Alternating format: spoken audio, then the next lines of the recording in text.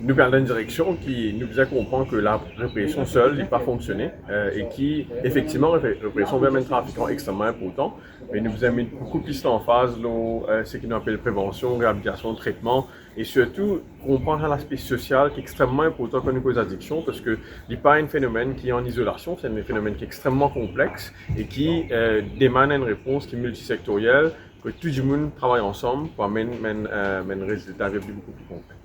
Je trouvais qu'il y en a beaucoup de programmes auparavant, il y en a beaucoup de projets, mais je trouvais qu'il quand même, comme cause des drogues de synthèse, et c'est très courant, c'est trop même dans la société.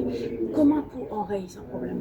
Bon, on va pas beaucoup cause pour le passé, ça fait 2 mois et demi maintenant qu'ils viennent de CEO de l'ANADEC, et effectivement, c'est maintenant, finalement, qu'à partir de juillet, nous avons un projet qui nous remet en place, puis commence à larguer, et nous peut commencer à trouver qu'il nous peut faire.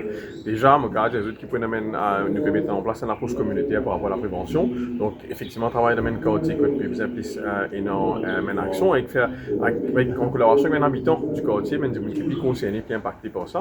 Donc ça peut venir. Et là aussi, nous pouvons prendre en compte le fait qu'il nous arrive un protocole de réhabilitation, traitement. C'est une affaire qui est mentionnée dans le champ de comportement ce plan.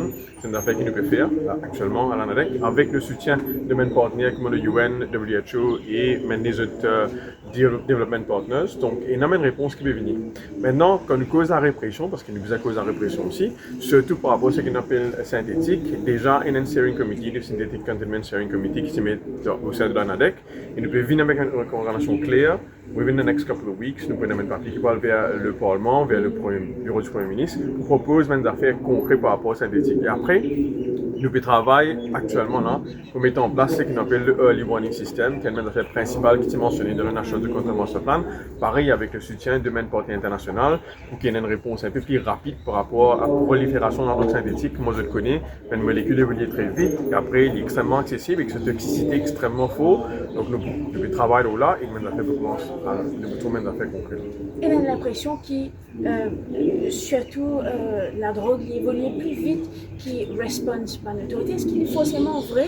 Mais s'il est vrai, comment pour régler le problème? Effectivement, les trafiquants ont beaucoup plus moyens. Moi, je arrêté pour bien travailler avec mes protocoles qui sont en place, pour bien faire validation de beaucoup d'affaires pour capable mettre mes affaires en place. Donc, quand je prends, c'est des mois quasiment pour mettre en place mes projets qui m'ont envie et qui l'ANADEC a envie de mettre en place. Mais les trafiquants, dans ça, c'est pas des gens qui, c'est pas énormément beau de là-haut pour vérifier qu'il peut faire, pour poser des questions, pour éviter qu'il peut y arriver.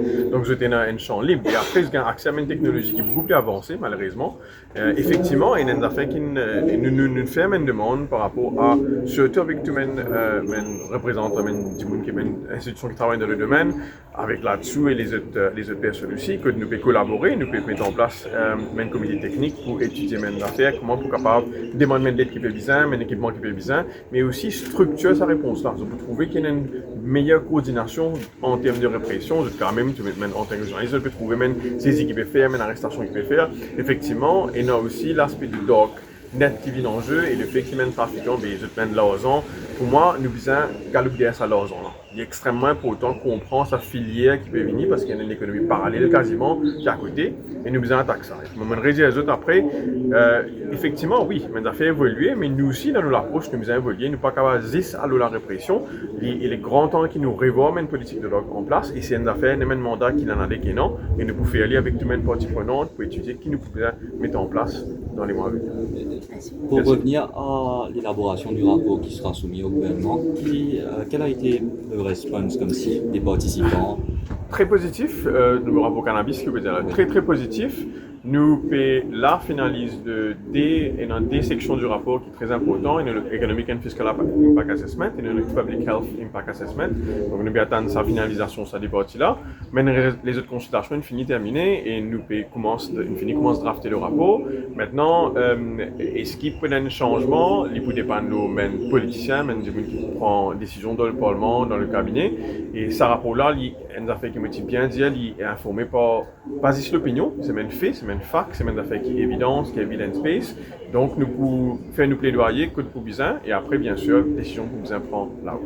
Et une dernière question par rapport à la dotation budgétaire qui n'a allouée à l'ANADEC. Oui. C'est suffisant, quelques centaines de millions, si vous pouvez dans le chiffre. 80 millions qui sont alloués, comparé à 70 millions qui étaient alloués l'année dernière.